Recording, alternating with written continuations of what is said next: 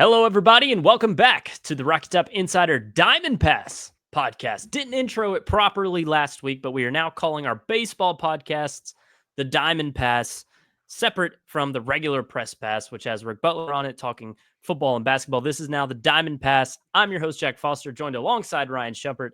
As always, coming at you on a Sunday night. You'll be listening to this on a Monday or whenever during the week, but this is a Sunday night. We are recording this after Tennessee baseball's series sweep of Samford. A little bit more competitive series this time around than an opening weekend against Hofstra. So a little bit more to talk about, a lot more significant takeaways from this weekend we're going to dive into tonight. But Ryan, first, how you doing?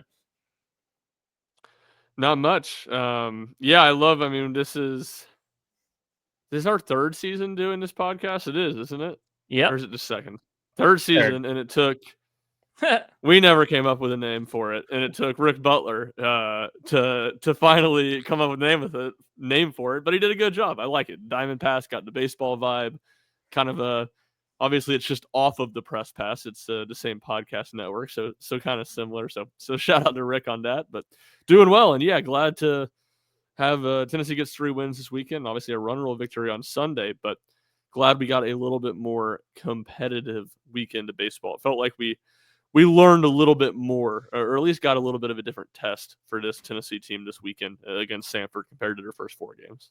Yeah, just what you see means more. It's not, hey, we're just getting guys innings in a 15-run win or anything like that. Getting guys at the bottom of the bench, ABs, everything felt significant, especially on Friday and Saturday for Tennessee and those close wins. Definitely Saturday, the most narrow win of the weekend, and we'll get into that. But yeah, Ryan, mentioning the name change, shout out to Rick for the Diamond Pass. I just like that we have a theme now with the pass thing. Like it feels Rocky Top Insider branded in a way, so it's good now that we have the Diamond Pass.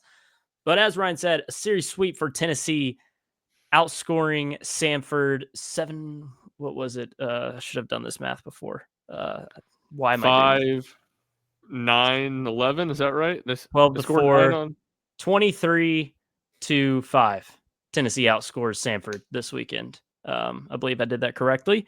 In Knoxville, Friday 5-1, Saturday 7-3, Sunday 11-1, 7-inning run rule win.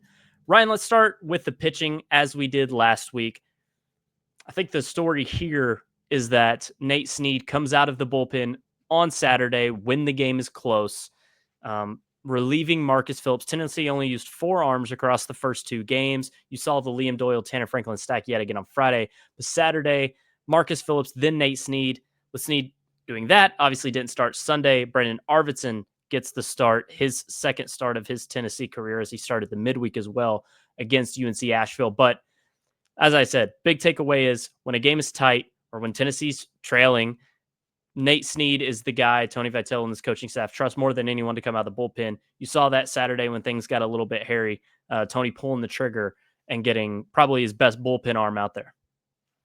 For sure, and I think that's where, you see the significance of Nate Snead in the bullpen. You see just the comfort level where it's like, yeah, he didn't have a great start in the first week against Hofstra, but I'm sure he can be a solid starting pitcher. But just a way, it's kind of the fun in a lot of ways of college baseball regular season, especially when you get into SEC play. It's 3 games a weekend, and it's all about winning the series. And you don't want to leave any bullets left in the chamber unused for a pitching standpoint. And it's like, all right, you win a game on Friday night, and here's the game on Saturday up in the air. It's like, yeah, you can use Nate Snead where he's probably pretty solid as a starter, but you feel really good about him coming in a tight game and delivering for Tennessee and pitching well. And I think that's where you see, Tennessee is typically aggressive in those instances and how they use pitchers. And I think that's why Nate Snead this weekend was a perfect example of why Nate Snead in the bullpen makes a lot of sense for Tennessee baseball. And you see Tony Vitello and Frank Anderson, like they have been very uncharacteristic in some of the pitching roles for Tennessee over the years. There's not a traditional closer. They use guys kind of in unique ways. Certainly last year they were very, very unique. But just because of that, I think a lot of times you don't see Tennessee's best pitchers always be starters. And I think Nate Snead's an example of that. I think everybody would say Nate Snead's one of Tennessee's 3 best pitchers. At least to me, it feels that way. We'll see what Tegan Kuhns looks like when he finally gets out there, and AJ Russell when he returns to the fold. But at least right now, he's one of Tennessee's 3 best pitchers. But it just feels like using him out of the bullpen is a more effective way for Tennessee to throw Snead. Yeah, and he comes out there in the 5th, Tennessee trailing 2-1, comes mid count, so it's a 2-0 count, finishes off the walk. A wild pitch advances runners, so he ends up having runners on second and third, and he gets a huge strikeout to end the inning and strand the pair in scoring position, which obviously was huge because Tennessee was trailing by a run, and I mean, they were not, you know, sorry, 2 runs, by the way, 2-0. My mistake.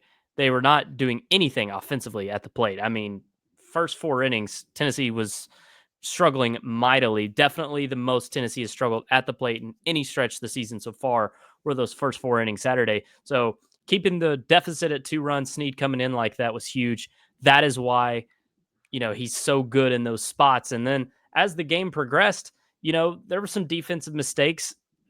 Double that was pretty big at the time in the 7th inning, allowing Samford to retake the lead 3-2. But ultimately, I thought Snead had a really nice relief outing. You look at the final stats, and he gets the win on the day, 4 1/3, only 1 hit and 1 run allowed. It wasn't even earned, 6 Ks. So this is the type of Nate Snead we're used to seeing, and especially as he got, a little bit under his belt in that Saturday outing, you saw, flashes of the 2024 Nate Snead that was just really dominant every time he stepped out there.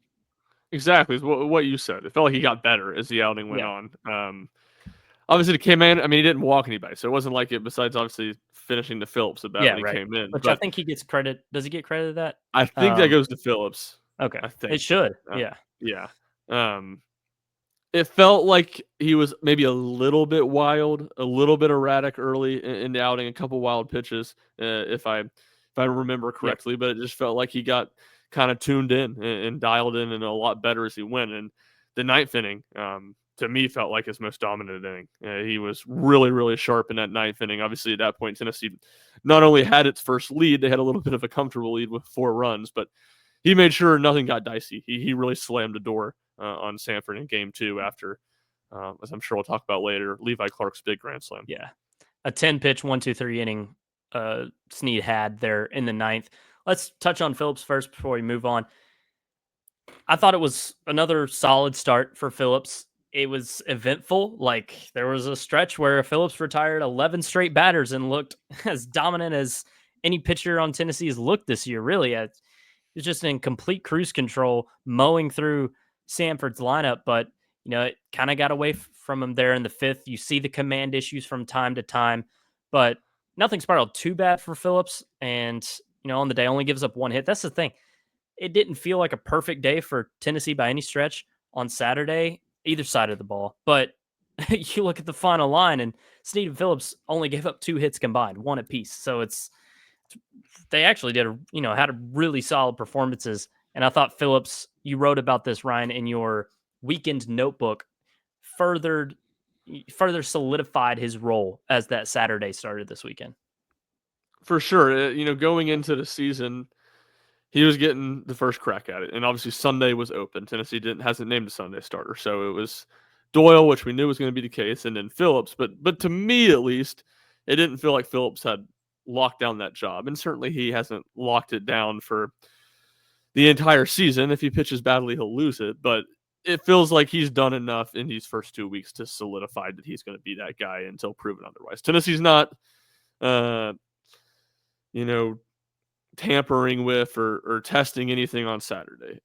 Marcus Phillips is the Saturday guy for the time being, and it feels like he's locked that down. And you said it in those kind of the middle of his outing, and obviously it wasn't the middle innings, but the middle of his Samford outing, he got into quite the groove. You saw why Tony Vitello and Frank Anderson like him in that role. You saw why us people in the media talk about him kind of being such an X factor, because when he's good, it is so good. And if he can be so good in a starting pitching role, it changes things. Or just it can be really electric combination with Doyle on Friday and Phillips on Saturday. So again, it wasn't perfect. It hasn't been perfect for him the first 2 weeks. You've seen some of his command issues. But I think what's been good to see is that it doesn't feel like he's really been phased. He hasn't let a couple walks spiral on him, Yep. which is the key, because he's talented enough that he can probably have some walks and have some command issues, or at least more than we're used to seeing for a Frank Anderson starting pitcher, and get away with it because of how talented he is. Yeah, well said about him not being your average Frank Anderson pitcher, your stereotypical Frank Anderson pitcher at Tennessee. It's a little bit more wider range of outcomes for Phillips on a given day. But you definitely saw this. Obviously, he has the stuff and he has the upside, but you saw the potential of how dominant Phillips can be there in that stretch. Let's talk about Friday for a second. Another day, Tennessee only used 2 pitchers, employed the same stack that they did an opening weekend of Liam Doyle and Tanner Franklin. And my goodness, what a start to the season for Liam Doyle. 14 strikeouts, a career high for him, and just 5 1/3. He's just mowing through batters at a tremendous rate. Already 25 Ks on the season. Quick fun fact, Hochaver has the Tennessee single season record for batters struck out. 154, I believe, was the number, in the 150s. Doyle is averaging 12 and a half Ks per game. Of course, it's Hofstra and Samford.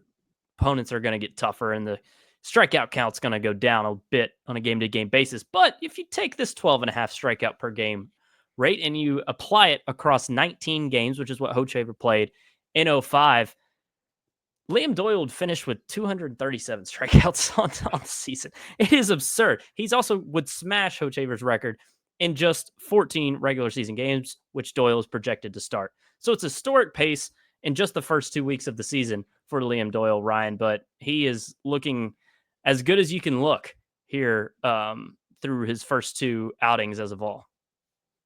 For sure, he's looked completely dominant, and unhittable, go a little too far. He did give up a solo homer, so he's now giving up his first run of the year.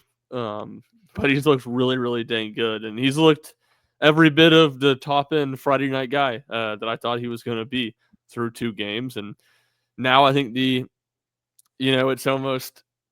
it's maybe from my standpoint, I'm not giving him his flowers enough, but it's like, all right, I didn't know if it would look this good, but I thought he would look really good. We've seen him look really good like I thought, and now it's just like excitement to see where it goes from here and where it goes as he faces better competition. And that's what, we'll spend most of the time here talking about Samford this weekend and what we learned about this team through the last week, but just with a brief look ahead to next week in Houston, and you'll be there. Man, Oklahoma State, really good lineup, always a huge test, and to see Liam Doyle face them, one, I think it's a good thing for Tennessee that's kind of to match up the way that it falls for the Definitely. schedule, and it's just really exciting. I'm super stoked to watch Doyle against Oklahoma State, and we'll get a little glimpse of what an SEC matchup will look like before we get into conference play.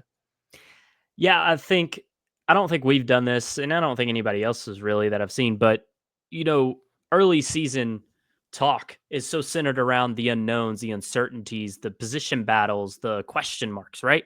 Liam Doyle wasn't a question mark entering the season. You knew he'd be the Friday night guy. You had high expectations from him. But he is still first year at Tennessee, and it's not like he was just one of the best pitchers in the nation last year.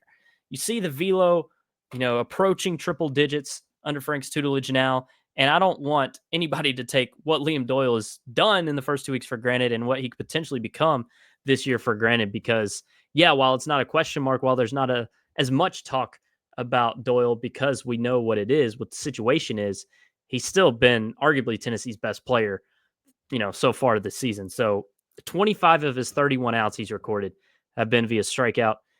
It's 81%. Yeah. Really good. No, really damn good ratio for Liam Doyle. that's a really good point by you, because it's, I'm saying all these things like it's not overly surprising, but it wasn't because of what I thought when Tennessee landed him in the portal. I thought Tennessee got a Yeah. good arm and a weekend starter in the portal, but it wasn't like he was like this at Ole Miss last year. It wasn't like he was second team All SEC last year. He was a guy that had an up and down year as a Saturday starter for Ole Miss. It's more Right. of what I was able to see in the fall and the preseason. So that speaks. I think he deserves a lot of credit, and Frank Anderson and Josh Reynolds and Kirby Cannell, all those guys that work in Tennessee staff deserve a lot of credit for how much. And Quentin Eberhardt and Beth Schwartz and the nutrition and strength and conditioning side, obviously that's been a big talking point for him, is how he's changed his body. He and all those people deserve a lot of credit for how much better he got in the offseason, because I think while it's not shocking that he's hit the ground running and he's been really good to start, it's not shocking because of all the work he did in the offseason and how much better he got from the time he got to Tennessee. Another great performance on the weekend was Tanner Franklin, who followed Liam Doyle 3 2/3 for the Kennesaw State transfer, gets the save in the 5-1 win.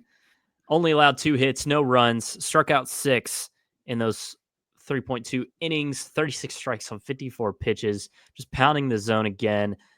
High velo for him too. This is a lethal lefty-righty combo with just, flame-throwing combo of Doyle and Franklin, and they get it done. 20 strikeouts combined. That is one shy of the single game record for Tennessee baseball. So, almost a historic performance out of these two on Friday night against Samford. But, Tanner Franklin, what a start to the season he's having as well.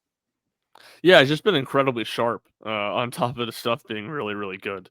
It's when you think of SEC power pitching, like that's Liam Doyle and the Tanner Franklin. There's probably not a more fitting screenshot or picture of it than those two guys. And with the different sides of the plate, the different arm angle, it's clear that Tennessee really likes those guys in the stack. And we're probably going to see a lot of that this year. And as Liam Doyle gets more worked up and is able to go deeper into games, I think Tennessee will go into every weekend series, I think, thinking that they're going to pitch 2 guys on Friday. If things go well, those are the only 2 guys that are going to have to throw on Friday for Tennessee.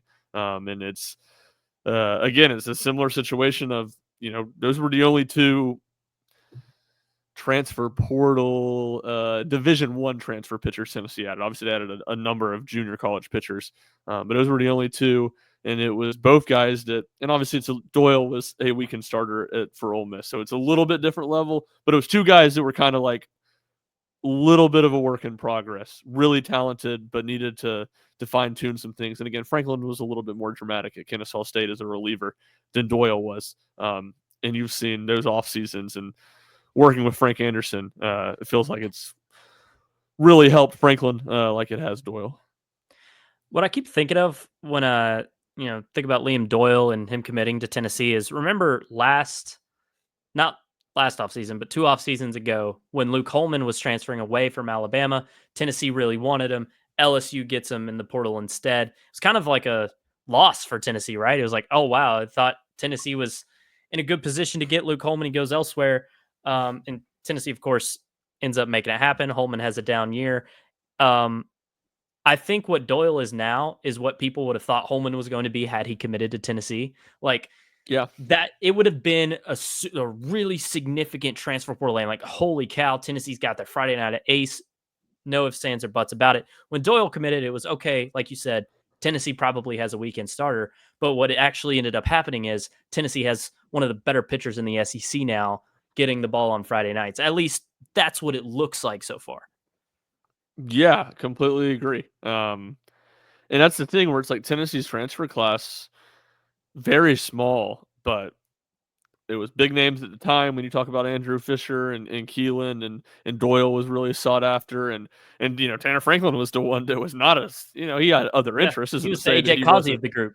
Yeah. Yeah, but he was not the. I think those other 3 guys were all top 10, top 15 transfers according to Baseball America and those sites. So it was a small class, but Tennessee hit on some really big names, and those guys have, to this point in the season, obviously still early, have lived up to it. And then Tanner Franklin, who was the one guy that just wasn't some massive name, has been really, really good, and looks like he's right now. I think you'd say he is one of Tennessee's 2 best bullpen arms at this point in the season, and a guy that's going to have a really, really big role throughout the year. Yeah, him and Snead for sure, if you include that. Ryan comes maybe just behind, but yeah, look great to start. Let's talk about the Sunday pitching situation with Snead throwing on Saturday. And by the way, Doyle Franklin, great stack. We expect that a lot this year. The Phillips Snead, that's not a stack like you see out of Doyle Franklin. Snead was came out of necessity of the bullpen in that situation. Snead is a guy Tennessee can use multiple different ways. He may even start again next weekend if things go really well for Tennessee and they don't have to use him on Friday and Saturday. Who knows? So Snead, a very versatile weapon for Tennessee all across the board. But Sunday, Tennessee forced to go elsewhere. Arvidsson gets the ball. Mentioned he started UNC Asheville. Wasn't great in 2 innings of work. Actually gave up a 3-run homer, which caused Tennessee to trail in that moment in time. But, maybe a little bit better this time around. Still not great in 2 innings of work for Arvidsson. Gives up a couple hits, a run, struck out 2. I mean, it's not like things are just going horrible for Arvidsson. He looks solid, but it's not, when you look at across Tennessee's pitching staff and the other outings these guys are putting together, it doesn't really compare. So another semi-shaky start for Brandon Arvidsson here, Ryan, on Sunday. Yes, that is all accurate. I did feel like he was a good bit better today than he was on Tuesday. Maybe, he gives up a leadoff home run and he pitches 2 innings, so it doesn't feel great. But, he retired the next 6 batters after that and then came back out for the 3rd inning and gave up a leadoff single. So after that first batter, I felt like he got into a pretty good rhythm. I will say just real fast in the second, his 1-2-3 inning was strikeout, which is really good, long AB. But then pretty hard hit line out and then a deep fly out to center. So there were a couple of loud fly balls mixed in there. So yeah, that is true. But to your point, it's not like he started twice this week, and he was a guy that we in the conversation to be a weekend starter, and it doesn't feel like he's grabbed that job by any means either. right. And I do think he's not super worked up right now. I know he had missed, I think, a bullpen or a rotation in the preseason that had him running a little bit behind. So it's not like they just pulled him in the 3rd inning, I think, simply because, he's struggling, we got to go to somebody else. I think part of it was just he's not that worked up right now, but it definitely doesn't feel like he's done anything to grab that job. And it still feels like he's very much maybe not necessarily a work in progress as a pitcher, but it's still very up in the air what Tennessee's going to do with him and what Arvidsson, what piece of the puzzle he's going to fill. Because I do think he's going to be a guy that has a consistent role on this Tennessee pitching staff. And you hear Tony talk about him. They're still very high on Arvidsson. Obviously, Tony has high expectations for what he can do. Tony hasn't criticized his performances all that much at all. And yeah, he has continuously brought up about how Arvidsson is still working his way back to full strength and being able to put together longer outings. So we'll see what that holds. I think it was the plan for Arvidsson to be an opener today. That's what ends up happening. After leadoff homer looked solid. So yeah, Arvidsson's still a guy who's going to be potentially a key piece in this Tennessee pitching staff. After that, Tennessee moves to Austin Hundley. His 3rd appearance on the season was Austin Hundley today. 3rd time. So all the times he's come in with runners on, did a really good job working out of the inning, gets the win on the day, actually comes back for another inning and gets all 3 outs in that one as well. So 2 innings on the day is the longest outing of the season. 2 hits given up, no runs, struck out 2. I really like what I've seen out of Austin Hundley this year. I think he's been a little bit of a surprise with his Tennessee pitching staff, given his limited role last year. Really feels like this coaching staff has a lot of trust in Austin Hundley to be a weekend bullpen guy. It does. And I was just thinking this as we were wrapping up talking about Arvidsson, because I figured Hundley would be next. And again, it's obviously early and Dylan Loy hasn't pitched yet, but is there anybody, I can't imagine there's a returning pitcher on this team that feels like they've improved more than Hundley. Does that feel accurate to you? Yeah, I mean, if Marcus ends up becoming a really dynamite SEC starting pitcher, then it's hard to not say him. But of guys who aren't starting, for sure, yeah. Yeah, no, that's a good point. It was an oversight of Phillips, but it just feels really sharp for him right now. He feels a lot more confident to me, in himself and just competing in general out there. He's obviously, and he talked about it today, that like his brother, he doesn't really have overpowering stuff. He's got a low 90s fastball, really throws more of a sinker. But his sliders was really good for him today. It's been sharp this season. It feels like he's a little bit, like you said, a guy that can come in the bind. He hasn't gotten a clean inning yet, or at least when he's come in, he hasn't gotten a clean inning yet all season. So it's interesting to me, and I said this last weekend, that I wanted to see Tennessee play a better opponent, a better series to kind of get a better feel for some of like the pecking order stuff. And I thought, I mean, it was Hundley was the Yep. first reliever essentially after the guys that we know were Franklin and Snead. We know were the top guys, and he was the next guy in. He pitched. He was the only Tennessee reliever today that pitched more than an inning. And Yep. he's in there over a guy like Braden Krenzel. He's in there over a guy like Thomas Crabtree. Andrew Binky's obviously lefty, but he didn't get an inning this weekend. That's the big one. Yep.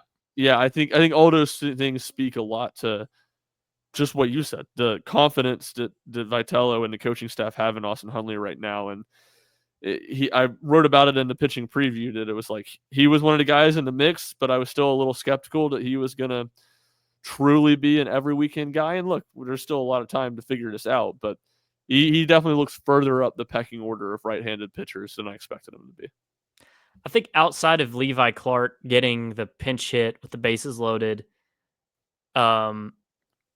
Tony's decision to go to Hundley in a 2-1 ball game with a leadoff runner on was arguably the most telling decision he made all weekend, if that makes sense. Like, Snead coming out of the bullpen didn't really surprise anybody.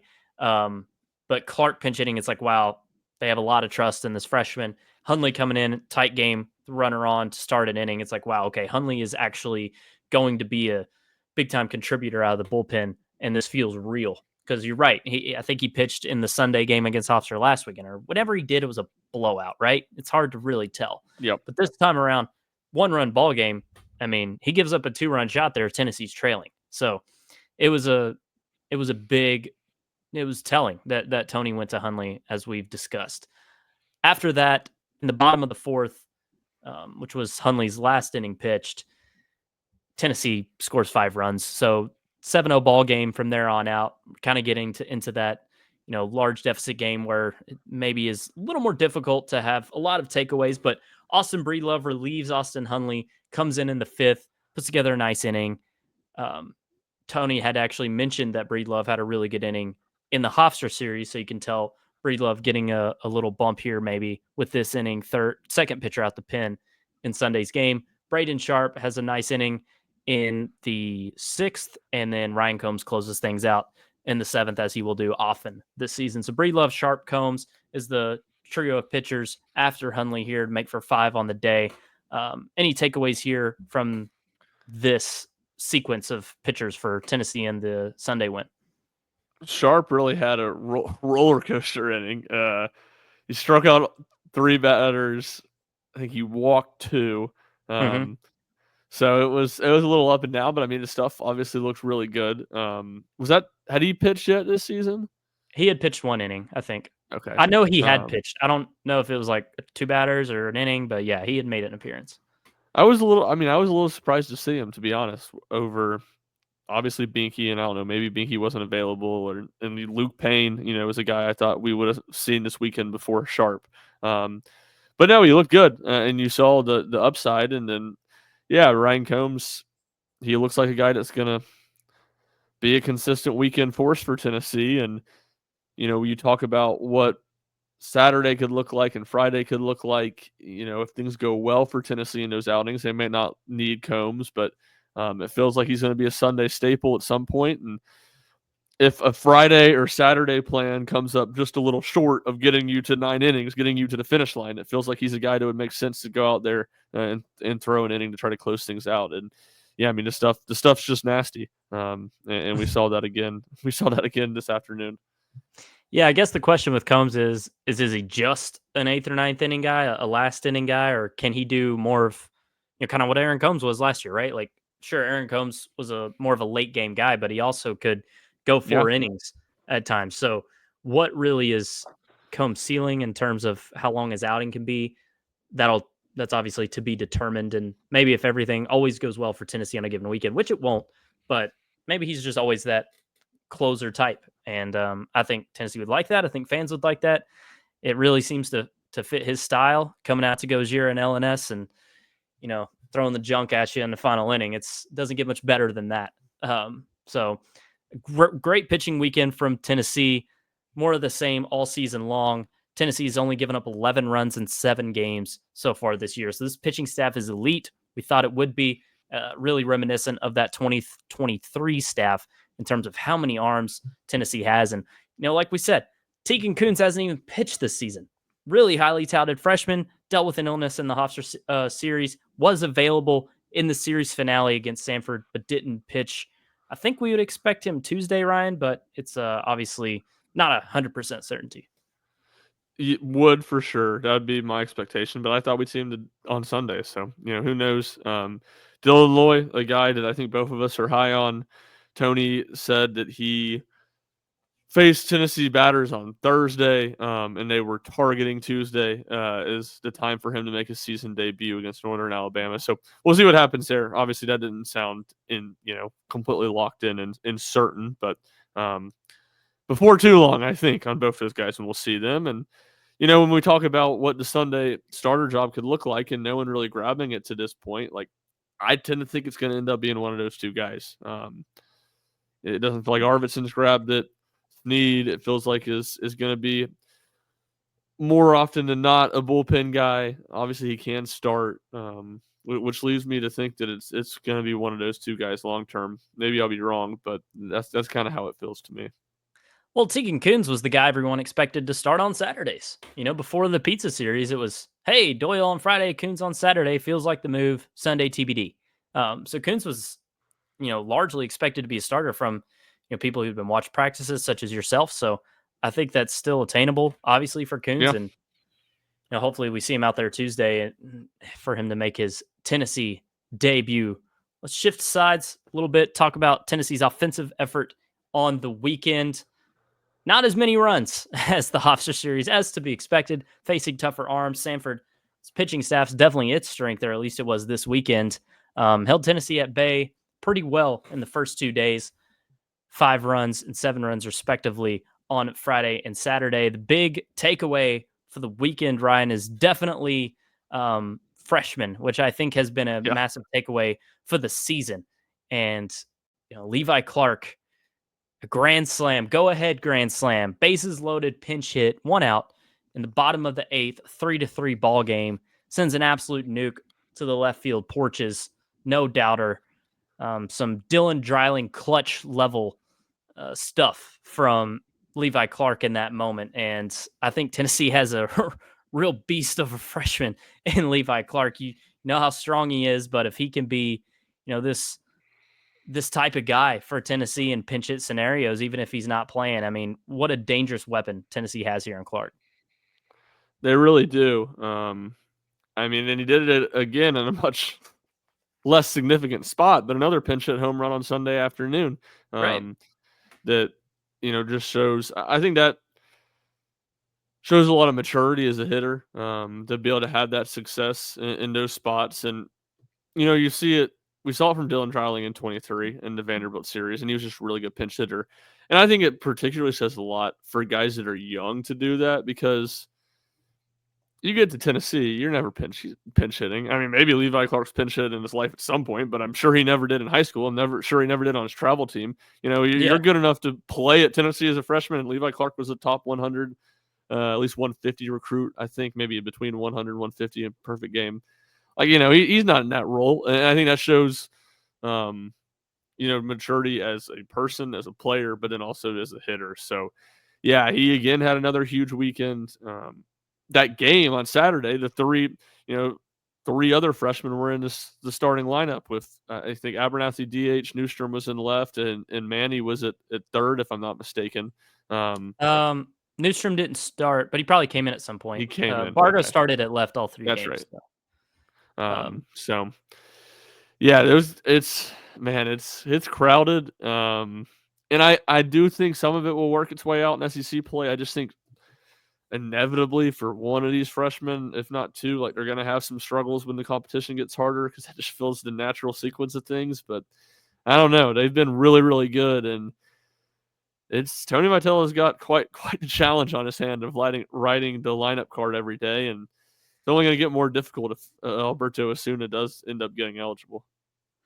Yeah, no kidding, man. I mean, I don't see how. Like, there will obviously be games where Clark doesn't start, maybe doesn't play, but it's just hard to think that he's not one of your best 9 hitters, and shouldn't get all the opportunities in the world because what he's done is really impressive so far. And you mentioned Abernathy. 2 DH starts on the weekend, Saturday and Sunday for Abernathy is when he got the starts. And we more see Abernathy as, not a guy to where his, at the plate is his best attribute, right? He's a really good defender. And once you get on the base paths, anything can happen. Really great base stealer, but he made the most of his opportunities this weekend, was really key in Saturday's win. Went 2 for 4 at the plate, had a huge double to help spark things in the 5th inning for Tennessee after Ariel had uh, worked a leadoff walk, I believe, or maybe leadoff hit by pitch, but a shift beating double that got the runners to second and third, ended up allowing a run to score. Also had a leadoff single later in the game. So feels like Abernathy can be a spark for Tennessee. And I think we saw his capabilities as a hitter this weekend more than anything, obviously with the DH starts. We did, and I'm glad you made the point about it being a shift beating double, because that's a classic freshman who hasn't played a whole lot defensive assignments from Samford, and we saw him changing on Sunday because he hits the ball hard down the left field line a lot. He's Yeah. done it a lot in two weeks or 7 games of the season so far. And it was a very funny shift on Sunday because you saw the third baseman real close to the bag and then the shortstop real close to second base, leaving a kind of hilarious gap out there. But yeah, he's hit the ball hard a lot, and we haven't seen him hit for a ton of power. It's not like he's elevating the ball and driving the ball out of the park. I don't think he has not hit a home run to this point. No. But he just hits a lot of hard line drives, it feels like right now, and has competitive at bats too. I think he walked a ton on against UNC Asheville because no one for UNC Asheville could throw strikes. So you kind of take that with a grain of salt. But and he had another walk. I think it was today. And it just feels like he fights and claws in a lot of these at bats. And again, talking about maturity with Levi Clark as a young hitter in a different way as a pinch hitter. It just feels like another version of it where Abernathy, was a big talking point last weekend. He didn't start any of those games the opening weekend. It feels like he could so easily be trying to do too much and trying to win a starting job with one swing of the bat right now. And I think it's impressive that he's not doing that. He's just kind of taking things in stride and not trying to do too much and just kind of be himself. Yeah, and UNC Asheville couldn't get out of its own way Tuesday, but Abernathy did have 4 stolen bases in that 29-4 midweek win and could have had more in the 6th inning. Tennessee completely took its foot off the gas. I believe there was at least one, maybe another couple really bad pitches Abernathy could have stole on. But yeah, so you saw the flashes there as to how dangerous he could be on the paths. And then this weekend at the plate, really solid weekend. You always talk about the SEMO Blake Burke 22, when they alternated the DH, whether it was a righty on the mound, lefty on the mound. I think Abernathy will probably end up being the left fielder, just what he's shown so far. Maybe not. If not, I think you could see that with Abernathy and Clark here. Lefty bat, righty bat, both really solid. Maybe Tony plays it that way with these 2 freshmen. Time will tell. But, I think that would really be beneficial for Tennessee if that's the case. And the catcher situation, which we'll get into here in a sec, also throws a wrench into this a little bit. But both these guys, very dependable. They are, and you could almost see it being somewhat similar in left field with Newstrom and Abernathy with a left-right type situation. But yeah, I mean, Manny and Newstrom not quite as flashy of a weekend. Not a bunch of big bangs or anything, but I mean, they were good at the plate too. Had some nice moments. Really more Manny than Newstrom. But maybe I'm thinking more on Tuesday for Newstrom. But it wasn't like either of those guys have done a whole lot to take a step back at this point either. So it's going to be really, really just curious to see what this looks like. And again, my thought is that typically some of this stuff will sort itself out on its own. But for the time being, it's just going to be really curious, especially next weekend when Tennessee is playing good teams. It's going to be curious to see who gets starts and then how quick Tony Vitello will have his hand on the trigger to pinch it for somebody or substitute for somebody who's having a rough game with as many good options off the bench that he has. At catcher, Cannon Peebles started the first 2 games of the weekend. Stone Lawless gets the start in Sunday's game. Both players homered on the weekend. Peebles on Friday, Lawless on Sunday. Lawless was one of your takeaways from today's weekend notebook that's on RocketTopInsider.com. This was his only appearance of the series, but he made the most of it. 2 for 3 at the plate, had the home run, was the run rule clinching home run, if you will. Yeah. And your takeaway was that Stone Lawless emerging as a 1B catcher option to Cannon Peebles 1A. And I think that is very accurate. I think more often than not, we'll see Peebles twice, Lawless once Yep. in a given series behind the plate. And maybe when one is not starting, they're DHing, right? Like Lawless is a force at the plate as well and looked, fairly solid too behind the plate so far this season. So Stone Lawless, a surefire contributor for this Tennessee team this season. Lawless has gotten a lot better defensively, is kind of the word from some of the Tennessee's coaches, and Vitello talked about it today. And I think that's just so important because the bat's always been there. The bat was, he redshirted as a freshman, and the bat was really good, had flashes. He kind of reminds me, and this is right off the cuff, had not had to stop before, so maybe you ask me about this in a couple of days. I won't like this comparison anymore. But he kind of reminds me a little bit of Kavaris Tears in that their freshman year they redshirted, but like when you watched them in that fall as a freshman or you watched them in the preseason, it was like, yeah, this guy can hit. He's got some other stuff you got to figure out, but he can really hit. And that's kind of how Lawless was last year. And you're seeing it now where he's taking advantage of those opportunities. And I think to your point about the possibility of DHing one of those guys is really interesting because one, we saw it last year where Cannon really, it felt like by at least super regionals, definitely by Omaha. It was like Cannon Peebles was Tennessee's best DH option. He was the most consistent. It was good at bats, whereas Chapman and Bargo were kind of up and down. But you didn't see Tennessee do it a ton because the risk of, all right, what if something happens to Cal in a game? Then you do have Charlie Taylor, but you kind of want to have that second guy and that second catching option. And Tony Vitello talked about it on Sunday that you have Levi Clark as a freshman. You have Dalton Bargo who can catch and got a lot more work there this offseason than he did his first offseason. So there's still a little bit see it to believe it. And like Tony's got to prove that he really does trust those guys to use one of them as a DH. But I think that makes it a lot more of a realistic possibility.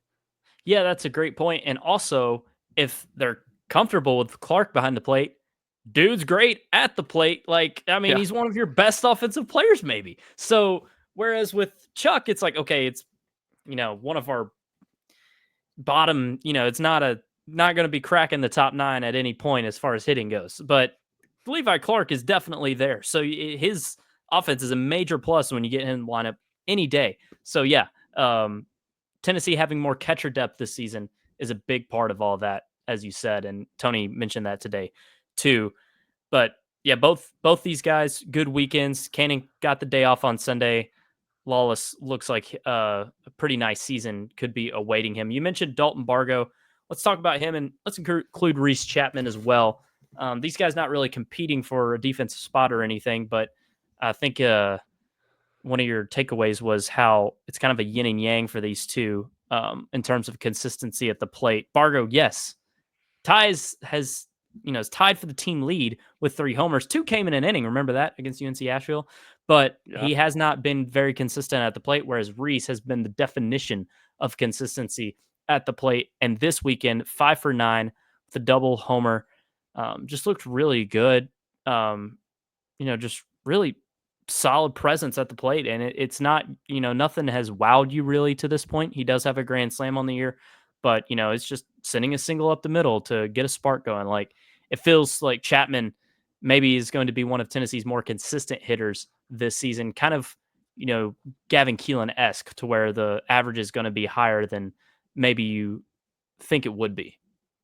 Yeah, the C word's the big word there in consistency because that's not what I expected from him. He's not been consistent in his really just last year. He didn't play a ton as a freshman. And even in the offseason, it didn't feel like he was super consistent. Like Gavin Keelan is not the guy I would have compared him to.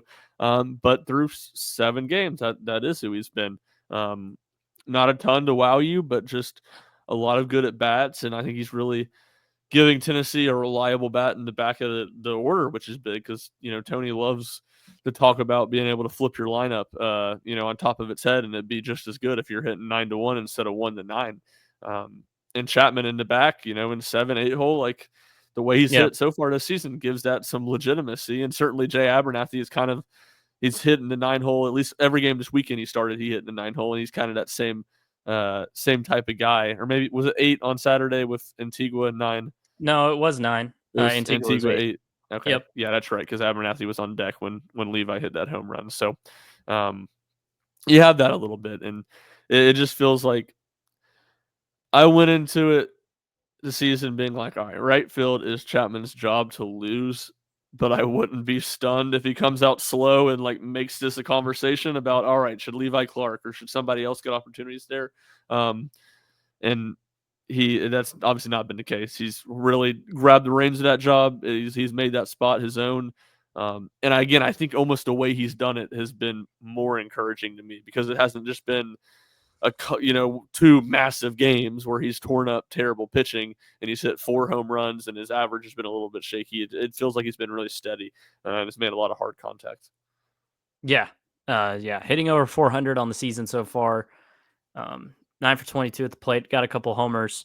Yeah, he's just been really good. A really reliable piece for this Tennessee offense. And you saw him move up the order a little bit too, as you said, into the 7 hole after he had been in the 9 hole for the first handful of games to start the year. So, but back to Bargo for a second. We talk about how Yeah, Reese is stock up.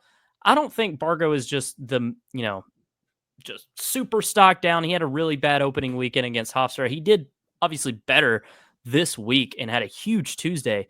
But it definitely doesn't feel like Bargo is definitively uh, ahead of these guys. Like he's still firmly in that competition. He did start all 3 games and left.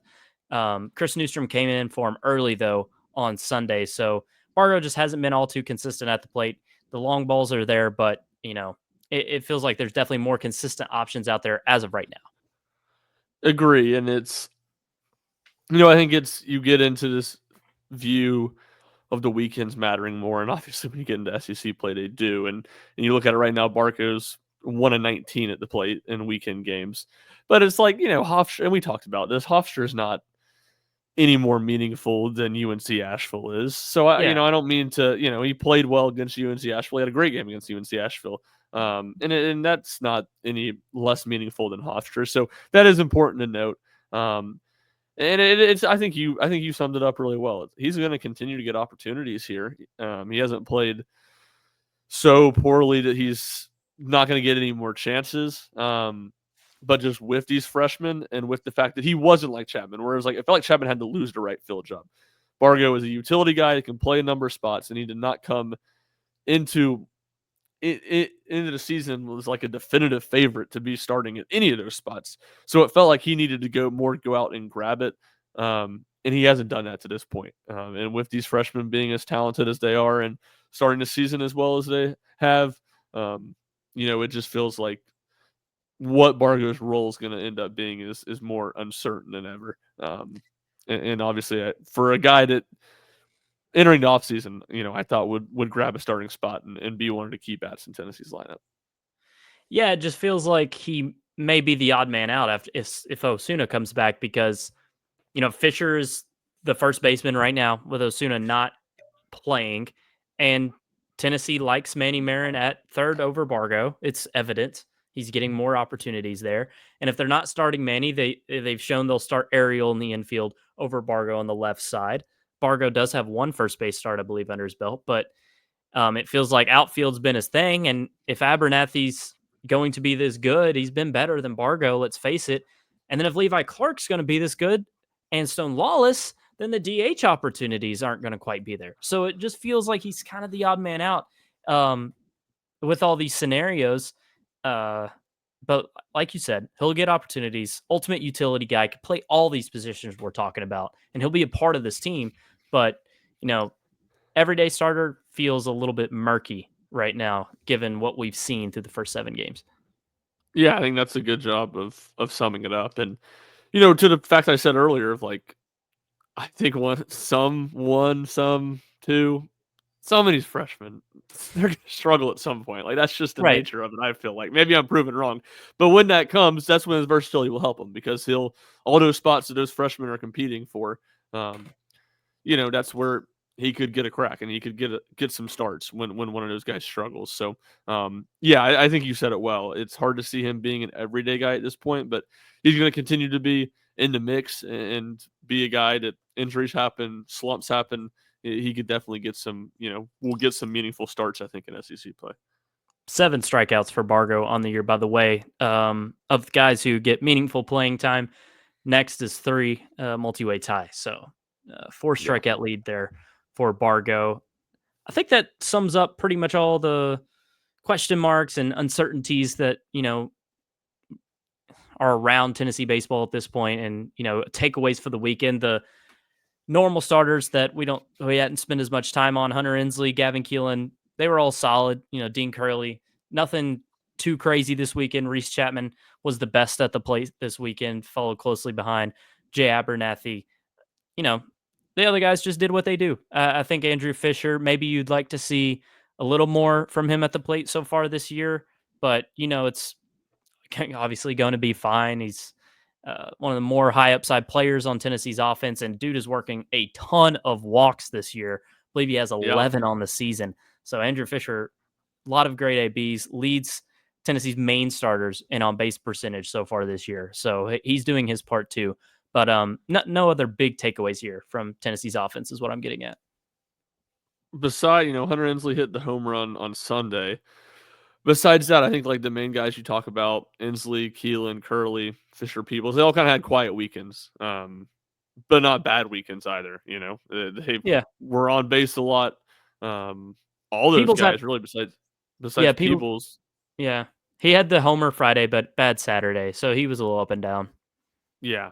But besides that, those four other guys, Inslee, Keelan, Curley, Fisher, all worked either 3 or 4 walks, hit between 300 and 250 on the weekend. So while they weren't explosive and didn't do a ton, not a ton of home runs, not a ton of extra base hits from that group, they got on base a lot.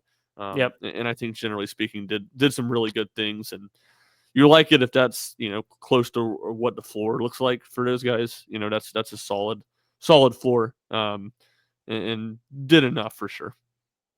Yeah, and shout out Ariel Antigua, by the way. We know he's a wizard at short, but had a huge play in the bottom of the Big seventh play. when the game was still very tight on Saturday to end the inning.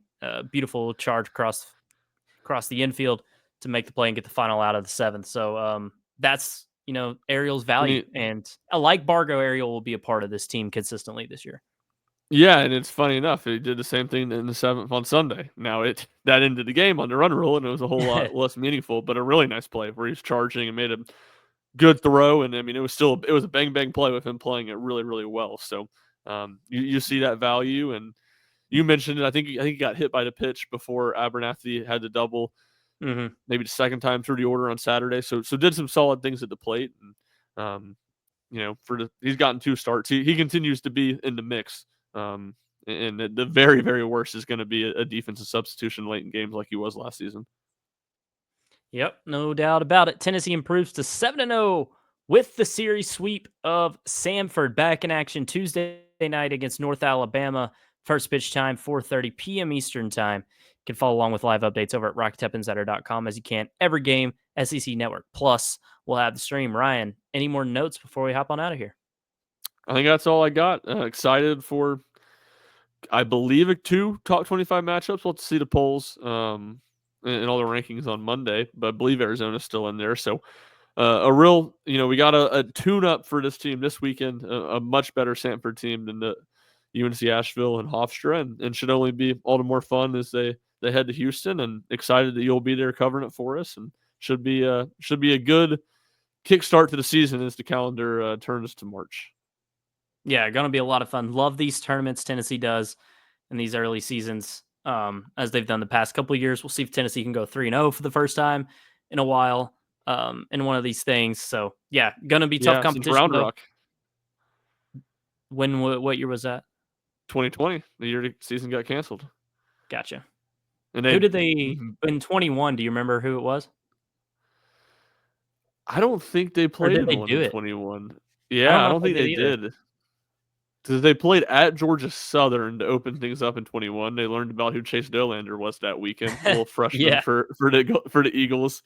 Uh, and I think they played somebody else pretty solid in Knoxville, though I can't remember who it was. But yeah, I don't think they played in one that year. Gotcha. And it was Houston in 22, Arizona in 23, and then Dallas in 24. Dallas last year, yeah, Yeah. yeah. And that's when we saw. Was that the season? Was the one in Houston in 22 the season opener? Or No, it okay, was like this, to where it was it was like this, yeah, second it's or where third Tennessee week. lost its first game against Texas. Yes, but Chase Burns was really good in that game too. Yep. If I'm not mistaken. So it's one of those Yep. games where Tennessee lost, and you're like, all right, they got something with Chase Burns, and then on Saturday, was it I Oklahoma know. they played or Baylor. Baylor? Yeah. Baylor, they fell behind like six. Dolander got 5-0. stolen off like 4 bases off of him in the first Yep. inning, and they fell behind 5-0. And I think Tennessee might have scored 6 in the bottom of the first They and at ran least away with the tied it. game from there. They Yeah, at least tied it in the bottom first. Yeah, it was a crazy game. And then they blanked Oklahoma on Sunday. I remember that. I remember where I was watching that. Crazy that was 3 years ago. yeah, Um, but yeah, will be a fun weekend. Um, Earlier start times this time around. But we'll have all the details for you at rocktopinsider.com. Like I said, live update threads for every single game this season over there as well. You can follow Ryan at rshump00 on X. I'm at Jack Foster Media. And of course, follow Rocky Top Insider at Rocky Top Insider. For Ryan, I'm Jack. And for this edition, the Rocky Top Insider Diamond Pass, we'll see you next time.